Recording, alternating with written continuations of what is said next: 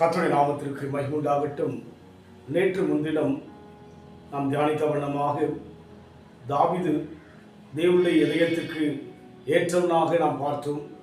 ஆம், நம் வாழ்க்கையிலே தேவனுடைய இதயத்துக்கு ஏற்றபடி, தேவன் நினைக்கின்ற அவர் நினைவுக்கு ஏற்றபடி நாம் ஜீவிக்கும் போது அது தேவனுடைய பார்வையிலே மகிழ்ச்சி உள்ளதாக, பிரியமுள்ளதாக இருக்கிறது.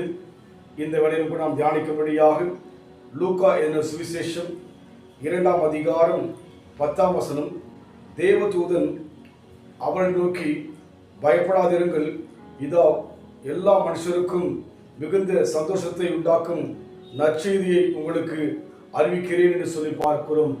இதோ எல்லா ஜனத்துக்கும் மிகுந்த சந்தோஷத்தை உண்டாக்கும் நற்செய்தியை உங்களுக்கு அறிவிக்கிறேன். வேதம் உலகத்தில் வாழ்கிற எல்லா மக்களுக்கும் நற்செய்தியை, குட் நியூஸ், நல்ல செய்தியை கொடுக்கிறது. இந்த உலகத்தில் எங்கு பார்த்தாலும் துர்ச்செய்திகள், சேட் நியூஸ், இதைத்தான் அதிகமாக நாம் பார்க்கிறோம். இயற்கையின் சீற்றங்கள், விபத்துகள், வேதனைகள், விரக்தியான சம்பவங்கள், சோகமான காரியங்கள் எல்லாம் நாம் செய்திகளை கேட்கிறோம். ஆனால் வேதம் சொல்கிறது நற்செய்தி. தேவ ஜனங்களாகிய நம் வாழ்க்கையின் மூலமாக உலகத்துக்கு நற்செய்தி புறப்பட்டு போகும்படியாக தேவன் விரும்புகிறார். அன்றைக்கு இயேசு கிறிஸ்து பிறப்பதற்கு முன்பாக தேவதூதர்கள் அங்கிருக்கிற ஜனங்களை பார்த்து, மெய்ப்பனை பார்த்து சொல்கிறார்கள், உங்களுக்கு நற்செய்தியை அறிவிக்கும்படியாக. அதனால் தேவ ஜனமாகி நம் வாழ்க்கையிலே அநேகருக்கு நற்செய்தி சொல்லும்படியாக, ஆறுதலான வார்த்தைகள் சொல்லும்படியாக, தைரியமான வார்த்தைகள் சொல்லும்படியாக, பலனிருந்த வார்த்தைகள் சொல்லும்படியாக, சமாதானமான வார்த்தைகள் சொல்லும்படியாக நம் வாழ்க்கை இருக்க வேண்டும்.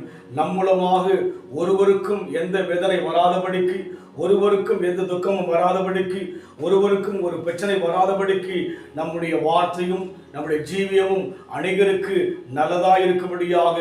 ஆம், தேவ பிறப்பு என்பது உலகத்துக்கு நற்செய்தியாக இருக்கிறபடினாலே நம் வாழ்க்கையில் கூட அந்த அனுபவத்தில் போக நம்ம இப்போ கொடுக்கின்ற போது நிச்சயமாகவே நம் மூலமாய் தேவனுடைய நாமம் மகிமைப்படும், நம் மூலமாக தேவனுடைய நாமம் போற்றப்படும். தேவனுக்கே மகிமை, தெய்வத்துக்கே மகிமை, தேடி வந்து மீட்டவரே இனமுமக்கே மகிமை. ஐயா வாழ்க வாழ்க, உம் நாமம் வாழ்க. ஐயா வாழ்க வாழ்க, உம் நாமம் வாழ்க. உன்னதத்தின் தேவனுக்கே மகிமை உண்டாகட்டும். எந்த பூமியிலே சமாதானமும் பிரியமும் உண்டாகட்டும். ஐயா வாழ்க வாழ்க, உம் நாமம் வாழ்க. ஐயா வாழ்க வாழ்க, உம் நாமம் வாழ்க. அன்றைக்கு தேவதூதர்கள் நற்செய்தியை உலகத்துக்கு அறிவித்தார்கள். அதுபோல் தேவனால் தெரிந்து கொள்ளப்பட்ட நாம் தாமே நம் மூலமாக அநேகருக்கு நல்ல செய்தி போகும்படியாக நல்ல தேவன் நமக்குள் வாசம் செய்கிறபடியினாலே, அன்பின் ஆண்டவரே, எங்களுக்குள்ளிருந்து அநேக ஜனங்களுக்கு நல்ல செய்தி போக, ஆறுதலான வார்த்தை சொல்ல, விளநிறைந்த வார்த்தை சொல்ல, கிருபை நிறைந்த வார்த்தை சொல்ல, எங்கள் சொல்லினால் ஒருவரையும் நோகடிக்காதபடிக்கு, எங்கள் சொல்லினால் ஒருவரை வருத்தப்படுத்தாதபடிக்கு, எங்கள் மூலமாக நல்ல செய்திகள் புறப்பட்டு போகும்படியாக தேவன் எங்கள் மேல் ஆண்டவரே கிருபை பாராட்டும், உம்முடைய அபிஷேகத்தை ஊற்றும், ஆசீர்வதியும். இயேசுவின் நாமத்தில் பிதாவே, ஆமென். கர்த்தர் ஆசீர்வதிப்பாராக. God bless you.